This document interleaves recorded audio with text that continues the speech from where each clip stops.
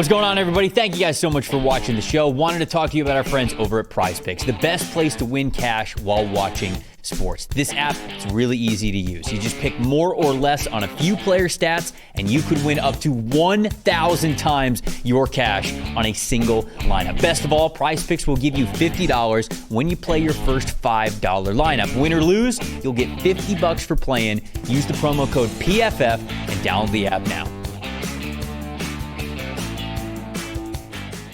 Honestly, Indianapolis came on the clock, and it took them all of 2 seconds to make this.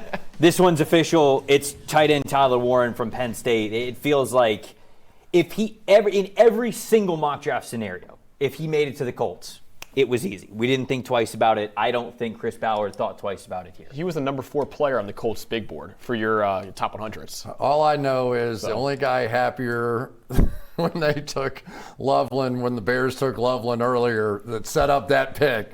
Was you. I mean, it was like, you know what I mean? It was like, there we go, we got it now, baby. Yeah, when Colston Loveland went to the Chicago Bears, ranking of people who were happy, Colston Loveland, me, Chris Ballard, because it meant that Tyler Warren was going to get closer to them picking him at number 14. And obviously, I had to do it once. Don't do that. I'm taking that back. I know there's 2 Gators on the desk, so I got to be careful with that. I was going to say, you got to watch out what you say about a Gator great Anthony Richardson. I'm just saying it's a competition, you know. Unfortunately, you are right. Okay, Tyler Warren to the Indianapolis Colts.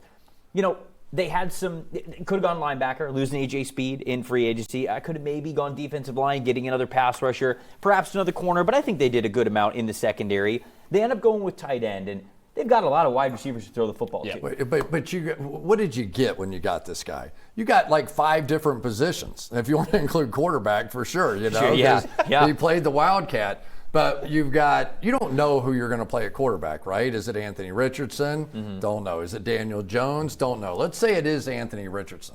Now you have the ability to take somebody like Warren, line him up at a true wide tight end, line him up in the backfield, let him play the fullback position, let him chip and release on a couple of routes. Okay, you think no big deal. But now you've got Anthony Richardson throwing it 5 yards out here, and then you've got a Sherman tank running down the field trying to wipe out the entire secondary. There are just a lot of different ways that they can get easy yards and easy offense out of having him on this team, maybe more so than any team in the NFL. I'm a lifelong Penn State fan. He was Penn State's entire offense last year. They did not have any really wide receivers to throw to. Tyler Warren was the entirety of the passing game. He had one of the greatest seasons we've ever seen at PFF at the tight end position. The only Power 4 tight end over the last 12 years to have 100 catches or 1,000 yards in a season. Chris mentioned before, he played center on one snap for Penn State and caught a touchdown on that play. He's thrown touchdowns before. He's rushed for touchdowns before. He catches touchdowns, obviously, as well.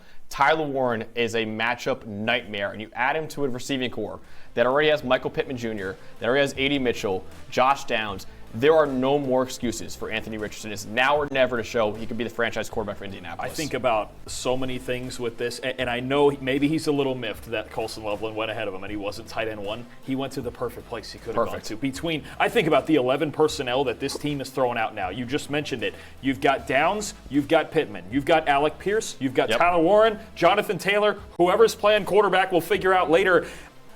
It's such a great fit in Shane Steichen's offense for all of the things Chris talked about and the amount of RPO. He's going to be the RPO guy, the same way that Steichen did it with Dallas Goedert in Philly, and he's even better after the catch than Dallas. This is freakish what he could do in this offense, because even every single run play, you need to be aware of where Tyler Warren is at all times, the same way it was at Penn State. The only question I have left is he allowed to wear number 44 in Indianapolis? Good question. I don't know if that Dallas number is Clark retired, but I was just going to shout out the PFF draft guide because his comp in the PFF draft guide is Dallas Clark. And you know about his quote about number 44 from the Combine, right? Yeah, it was the attitude, right? Somebody asked him, why do you wear number 44? And he says, my dad's favorite player back in the day was John Riggins. And he would tell me, when you have the football in your hands, you run it like John Riggins. He does. And he really does. I mean, that's exactly how it is. I think of all the possibilities. And he's going to be a factor in this offense for Shane Steichen on every single